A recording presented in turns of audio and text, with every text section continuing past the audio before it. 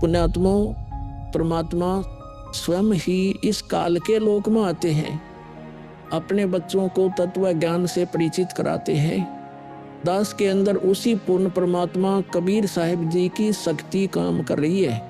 आप सभी पुण्यात्माओं को काल के जाल से निकालने के लिए परमात्मा इस पृथ्वी लोक में फाल्गुन शुक्ल पक्ष एकम विक्रमी संवत 2053 9 मार्च 1997 रविवार के दिन आए और सार नाम व सार शब्द खुलकर देने का आदेश दिया, जिससे आप सभी का मोक्ष हो सके। इसके बाद इस आध्यात्मिक ज्ञान के प्रचार प्रसार में बहुत तेजी आई और आज आप सभी पुण्यात्माओं को अपने निज घर की और परमात्मा की पहचान हो पाई। 600 साल पहले परमात्मा को ना पहचान कर हम काल के जाल में धोखे से रह गए थे। अब की बार दास को आम संत समझकर धोखा मत खा जाना। यदि आप इस परमात्मा के तत्व ज्ञान से पूर्णतः परिचित हो चुके हो तो दास के इस इशारे को समझकर अपना उद्धार करवा लेना और अपने अन्य भाइयों बहनों को भी कबीर परमात्मा का यह सच्चा मार्ग समझाना। दास को कबीर परमात्मा का मिलना आप सभी के जीवन के कल्याण का कारण बन रहा है।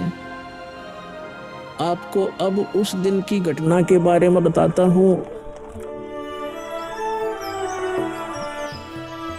ये सत्य घटना उस दिव्य प्रसंग की है जो आज तक केवल एक रहस्य था।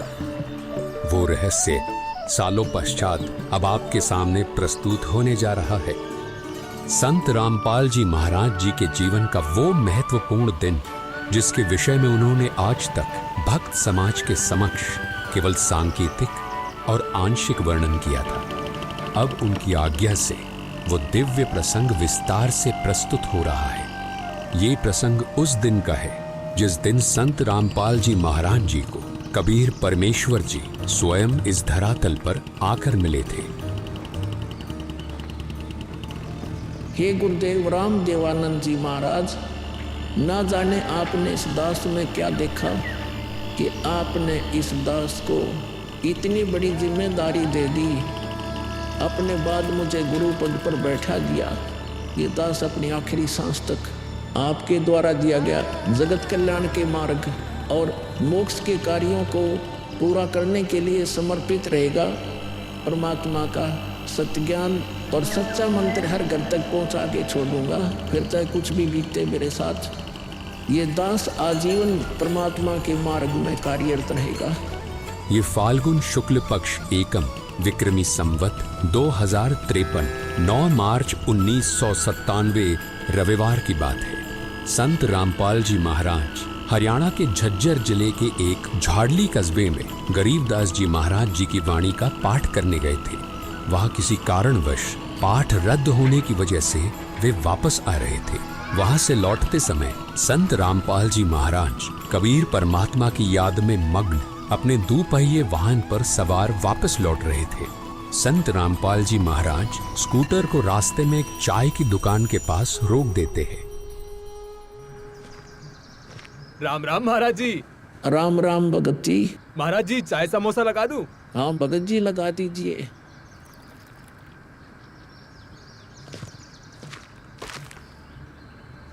इस बोले भगत को भी परमात्मा का तत्व ज्ञान समझाना चाहिए। भगत जी, कबीर परमात्मा की भक्ति करनी चाहिए। मनुष्य जीवन हमें सिर्फ इसीलिए मिलता है। मानुष जन्म दुर्लभ है ये नलन बोरे, जैसे तरवर से पत्ता टूट गिरे वो बोर न लगता ढोरी। भगत जी, इस काल लोक का कोई भरोसा नहीं है, न जाने कब किस पर क्या बिजली गिर जाए।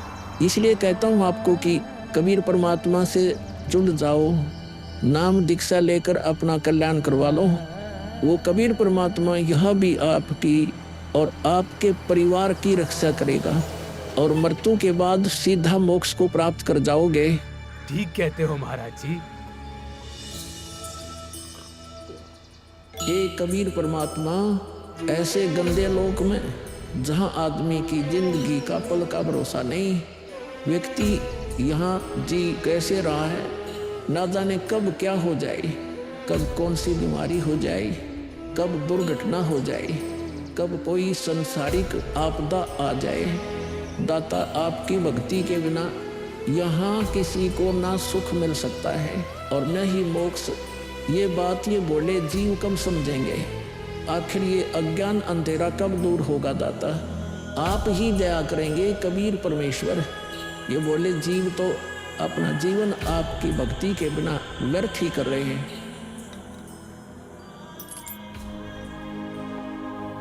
चाय पीने के बाद संत रामपाल जी महाराज मातन हिल की तरफ निकल पड़ते हैं। बिन उपदेश अचंभ है, क्यों जीवत है प्राण, और भक्ति बिना काठोर है, ये नर नहीं पाषाण। आगे चलकर संत रामपाल जी महाराज स्कूटर को एक पुली के पास रोक देते हैं। इस पुलिये की खास बात ये थी कि संत रामपाल जी महाराज जी ने इस पुलिये को सिंचाई विभाग में जूनियर इंजीनियर रहते हुए स्वयं बनाया था। क्योंकि ये पूरा क्षेत्र जंगल नुमा था, इसलिए संत रामपाल जी महाराज जी को इस पुलिये पर बैठना बहुत अच्छा लगता था और नौकरी के दौरान वो इस पुलिये पर बैठकर परमात्मा की याद में खो जाया करते थे। हे दयालु कबीर परमात्मा, आप जी हम नीचों के लिए 600 वर्ष पहले एक धानक रूप धारण कर इस गंदे लोक में 120 वर्ष तक रहे। आप जी को गर्म तेल के कढ़ाई में डाला गया, खूनी हाथी से मरवाने की कोशिश की गई, दरिया में डुबोकर मारने की कोशिश की गई। आप जी को बदनाम करने हेतु झूठी चिट्ठी डाली गई। आपके साथ कितने जुल्म ढाए गए, फिर भी हे दयालु कबीर परमात्मा, आपने क्या कुछ नहीं किया अपनी सतलोक से बिछुड़ी आत्मा को अपने शरण में लेने के लिए, इस तत्व ज्ञान को सब जीवों तक पहुंचाने के लिए।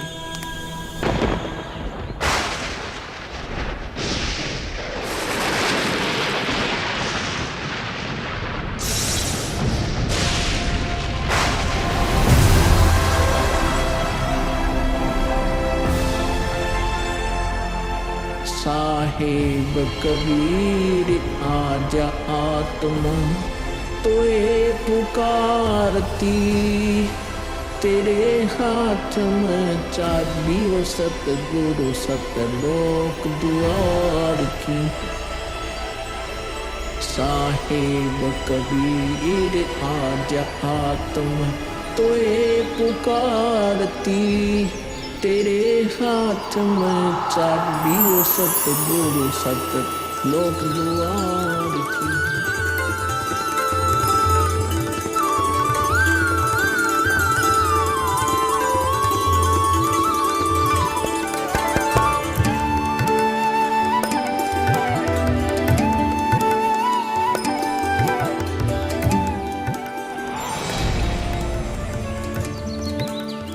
राम राम भगत जी। राम राम। आओ भगत जी बैठिए, खड़े क्यों हो?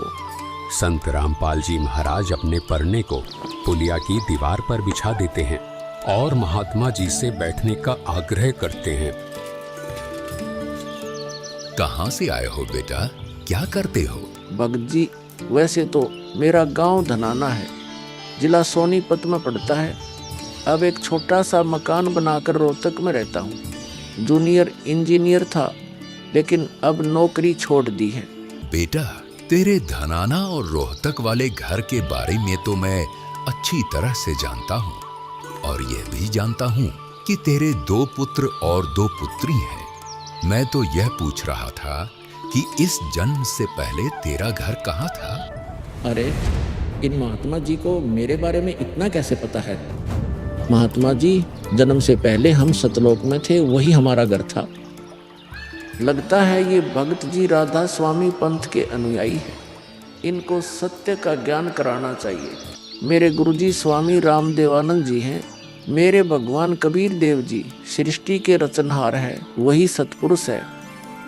कुछ पंथ वाले सतलोक के विषय में तो बताते हैं, लेकिन वे सतपुरुष को निराकार बताते हैं, जो कि बिल्कुल झूठ है। भक्त जी, मैं स्वयं संत गरीबदास जी के पंथ से जुड़ा हूँ संत गरीबदास जी गांव छुड़ानी जिला झज्जर वाले थे और उनको 10 वर्ष की उम्र में कबीर परमात्मा जी जिंदा महात्मा के रूप में मिले थे। उसके बाद कबीर परमात्मा जी गरीबदास जी की आत्मा को अपने साथ सतलोक ले गए थे और वहाँ की सारी व्यवस्था दिखाकर उन्हें इस धरती पर वापस छोड़ा था। फिर उन्हीं बालक गरीबदास ने सतलोक के बारे में बताया कि ऊपर सतलोक है, वहाँ सारी सुख सुविधा उपलब्ध हैं, सदाबहार बाग हैं, नर नारी की सृष्टि है। वहीं पर एक गुम्मट युक्त महल में कबीर परमात्मा जी सिंहासन पर बैठे हुए हैं और वहीं से कबीर परमात्मा जी इस सृष्टि को चला रहे हैं। हम सब वहीं रहा करते थे, वही हमने जाना है। जो सतलोक में केवल प्रकाश ही प्रकाश बताते हैं उनका ज्ञान गलत है, वे मोक्ष प्राप्त नहीं कर सकते। भक्त जी उस बालक गरीबदास ने वाणियों के माध्यम से बताया है कि गरीब अनंत कोटि ब्रह्मांड का एक रति नहीं भार, सतगुरु पुरुष कबीर हैं कुल के सिरजनहार। कौन कबीर? हम सुल्तानी नानक तारे दादू को उपदेश दिया, जाति जुलाहा भेद नहीं पाया, काशी माहे कबीर हुआ। बहुत आनंदित करने वाली बातें करते हो, और बताओ कुछ। इन्हें अपना ज्ञान अधूरा लग रहा है, हो सकता है ये नाम दीक्षा लेकर परमात्मा से जुड़ जाए। भक्त जी, अगर आपको अपना कल्याण करवाना है तो एक ही तरीका है, नाम दीक्षा। मेरे पूज्य गुरुजी ने मुझे नाम दीक्षा देने का आदेश दे रखा है। मैंने अपना घर और नौकरी छोड़ दी है। अब गुरुदेव जी की ही आज्ञानुसार प्रचार और दीक्षा देने का पवित्र कार्य कर रहा हूँ। बेटा, क्या तुम्हारे गुरु जी ने तुम्हें सारनाम और सार शब्द देने का भी आदेश दिया है? इन्हें कैसे पता सारनाम सार शब्द के बारे में? गुरुदेव की आज्ञा थी कि अभी सारनाम को सार्वजनिक नहीं करना है। उन्होंने कहा था कि मुझे स्वयं परमेश्वर कबीर जी मिलेंगे और वही मुझे सारनाम को सार्वजनिक करने का सही समय बताएंगे। तब तक यह सारनाम केवल विशेष विश्वास पात्र अनुयायियों तक सीमित रखना है। बेटा रामपाल, मैं ही सत्य पुरुष कबीर हूँ। अब वह समय आ गया है सारनाम और सार शब्द प्रदान करने का। वह भक्त जी, मैंने आपको बता दिया कि कबीर परमेश्वर मुझसे मिलने आएंगे, तो आप स्वयं ही कबीर परमेश्वर बन बैठे। मैंने अपने गुरु जी से पूछा था कि हे गुरुदेव, मैं कैसे पहचानूंगा जो मुझे मिलेंगे कि वे कबीर भगवान हैं? गुरु जी स्वामी राम देवानंद जी बोले, यह विश्वास करवाना व पहचान करवाना उनका काम है। तभी तो मैं बता रहा हूँ, मैं ही सत्य पुरुष कबीर हूँ। कबीर परमेश्वर जी सबको जिंदा बाबा के वेश में मिले हैं, आप तो जिंदा बाबा वाले वेश में नहीं हो। जिंदा महात्मा तो मुसलमान साधु होते हैं। मुसलमान धर्म तो अभी 1500 साल पहले ही बना है। मेरा असली वेश तो यही है जिस रूप में मैं तुम्हारे सामने खड़ा हूँ। रामपाल, तुम मेरी परम हंस आत्मा हो। जगत कल्याण के लिए मैंने ही तुझे भेजा है। अब सही समय आ गया है सार नाम और सार शब्द देने का। मैं कभी सिर पर मुकुट, कभी पगड़ी, कभी टोपी धारण कर लेता हूँ। चारों युगों में आता हूँ। सतयुग में सत सुकृत नाम से, त्रेता युग में मुनींद्र नाम से, द्वापर युग में करुणामय नाम से और कलयुग में अपने वास्तविक नाम कबीर देव यानी कबीर नाम से आता हूँ और तेरे जैसी हंस आत्माओं से मिलकर उनका भ्रम दूर करता हूँ। लेकिन अगर तुझे केवल जिंदा महात्मा के रूप में विश्वास है तो मैं तुझे अपना वो रूप भी दिखा देता हूँ। ये देख।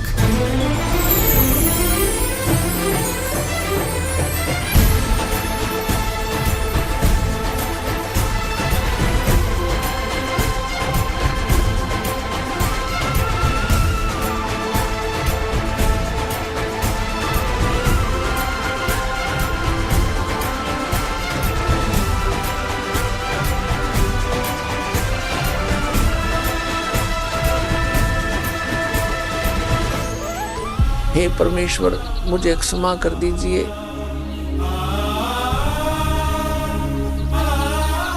मुझसे अनजाने में गलती होगी।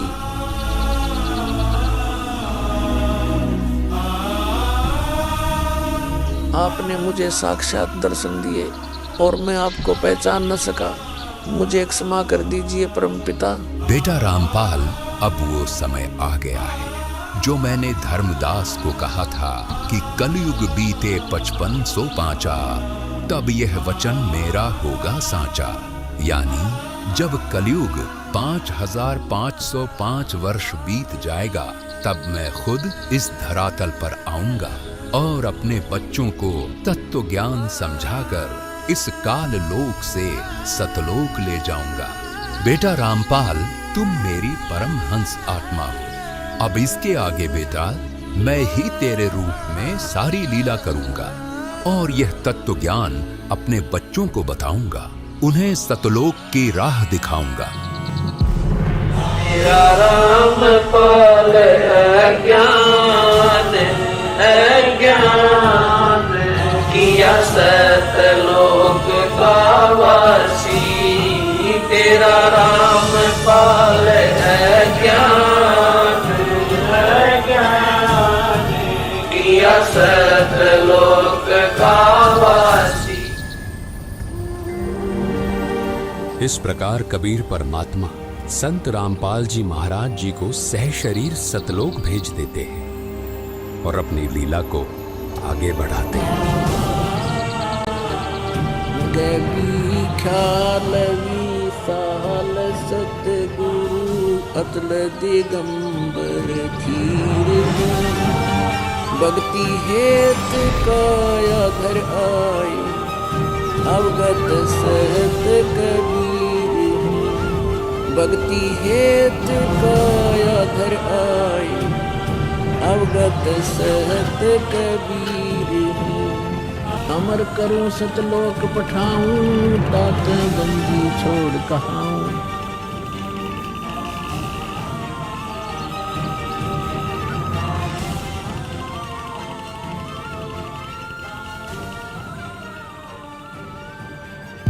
इस प्रकार कबीर परमात्मा संत रामपाल जी महाराज जी को सह शरीर सतलोक भेज देते हैं और स्वयं सर्व सृष्टि रचनहार कबीर परमात्मा संत रामपाल जी महाराज जी के रूप में संपूर्ण संसार का उद्धार करने के उद्देश्य से इस पवित्र मिशन पर निकल पड़ते हैं। संत रामपाल जी महाराज जी के रूप में कबीर परमात्मा स्वयं को छिपाए हुए हैं। उनके इस लीला को समझना आम जीव की समझ से बहुत दूर है। एक संत के स्वरूप में परमात्मा के अभिनय की ये अद्भुत सच्चाई भक्त समाज के लिए जानना बहुत जरूरी था। साक्षात कबीर परमात्मा के स्वरूप बंधी छोड़ सद्गुरु रामपाल जी भगवान की जय हो। अब बच्चों, ज्ञान पूरा आ चुका है और वो ठीक का समय आ गया है। गुरु पूरा, ज्ञान पूरा, भगवान पूरा, सब ही नारी नर शुद्ध तक जब ठीक का दिन आवंत, कपट चातुरी छोड़ के सरल कबीर गहंत। बच्चों, वो ठीक का दिन आ गए। चारों तरफ डंका बोल गया दाता का। कहाँ उग्र, कहाँ शूद्र हो, चाहे कोई नकम्मा डाकू लटेरा है, चाहे कोई छोटी जाति समझते हो आपको, अरे सबकी भाव पीर परमात्मा वो संत जो मेरा भेजा होगा, भेजा हुआ आएगा, वो सबके दुख दूर करेगा। अरे सबकी भाव पीर सो समान समदृष्टि है समृत संत कबीर। वो एक समान समदृष्टि का है, सबको एक दृष्टि से एक समान प्यार देगा, सबको एक जैसा व्यवहार देगा, एक जैसा सच्चा नाम सतनाम सार शब्द देगा। वो समर्थ सत कबीर ही होगा। बोलो बंदी छोड़ कबीर साहब की जय हो।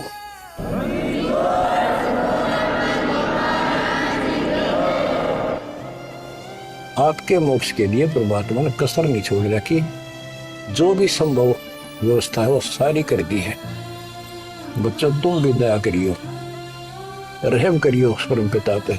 बच्चों, आने वाली पीढ़ियां आपको भी याद करा करेंगी, वो तो चांद सूरज रहेंगे, आपका नाम रहेगा कि हमारे कौन माता पिता, कौन दादा परदादा दादी इसे अमृत ज्ञान को हमारे पूर्व में लाए थे। आने वाली पीढ़ियों के उद्धार के लिए तुम जिम्मेवार हो, कुर्बान हो जाओ। पहचान लो उस परम पिता को और पहचान लो अपने गुरुदेव को। परमात्मा आपको मोक्ष दे, आपको सद्बुद्धि देकर रखे, आपको भगवान की याद बनी रहे, सतलोक याद रहे, काल का कष्ट भी याद रहे, यहाँ भी सुखी रहो, सतलोक में सदा सुखी हो जाए। ये दास का आशीर्वाद है। सत साहिब।